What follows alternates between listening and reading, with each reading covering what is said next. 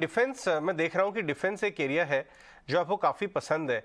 शायद आप सही समय पे इन स्टॉक्स में चले गए होंगे, वरना कई लोगों के तो हाथ नहीं आया, इतना ज़बरदस्त रैली हुई। इनफैक्ट हमने वीकेंड में भी देखा, प्राइम मिनिस्टर जी ने HAL की इंडिया की largest helicopter manufacturing facility launch की है। तो अब ये क्लियर दिख रहा है कि ये एक स्ट्रक्चरल एरिया बन चुका है। आपको डिफेंस के स्टॉक्स के वैल्यूएशंस पे क्या व्यू बन रहा है अब? क्योंकि एक तरफ तो वहाँ रैली हुई है, दूसरी तरफ वो सिर्फ एक डोमेस्टिक प्ले नहीं रह गए हैं, वो ओवरसीज के लिए एक्सपोर्ट प्ले भी बनते चले जा रहे हैं। आपको लगता है आना चाहिए अभी भी इनमें?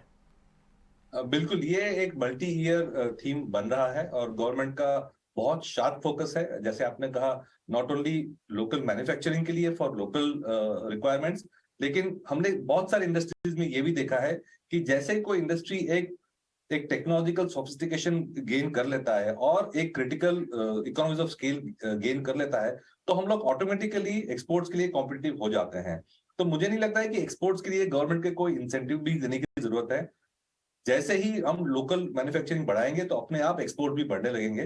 तो मेरे ख्याल से ये जो डिफेंस का जो थीम है, private sector as well as public sector की जो कंपनीज पार्टिसिपेट कर रही हैं, वो एक मल्टी ईयर प्ले हो सकता है। और हमने देखा है, जब ये थीम डेवलप होती है तो अर्निंग्स जो है हमेशा रीरेट होते रहते हैं। अर्निंग्स हम हमेशा अंडर एस्टिमेट करते हैं और उसको फिर एनालिस्ट लोग फिर उसको अपग्रेड करते रहते हैं। तो एक अपग्रेड साइकिल मुझे लग रहा है कि ये सेगमेंट में आते रहेगा।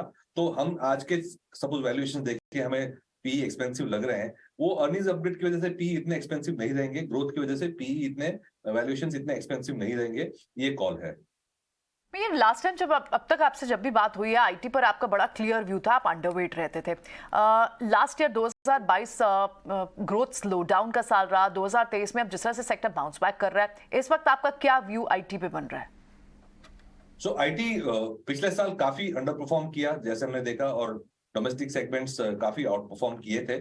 लेकिन अब लग रहा है कि जो पिछले हमने थोड़े रिजल्ट्स देखे हैं, तो ऐसा लग रहा है कि कुछ तरह की स्टेबिलिटी आ रही है। और जो बड़ा एक स्ट्रेस पॉइंट था कि वेजेस बहुत बढ़ रहे थे, आईटी सेक्टर में सैलरी ज्यादा बढ़ रही थी, वो तो अब खत्म हो गई है। मेरे ख्याल से वेजेस अभी स्टेबल रहेंगी इतनी। हम देख रहे हैं कि यूएस में काफी ले ऑफ्स हो रहे हैं आईटी सेगमेंट में। हमारे यहाँ भी जो स्टार्टअप इकोसिस्टम है उसमें भी काफी सारे जॉब लॉसेस हो रहे हैं। तो जो वेज प्रेशर था आईटी के लिए, वो एक तरह से कम हो चुका है। वैल्यूएशन हम देखें तो ऑलमोस्ट 20 to 30% चीप हो गए हैं कंपेयर टू लास्ट ईयर। तो अब इतना अंडरवेट रहने की गुंजाइश नहीं लग रही हमें। एक न्यूट्रल, हमारा एक न्यूट्रल व्यू है आईटी सेक्टर पे।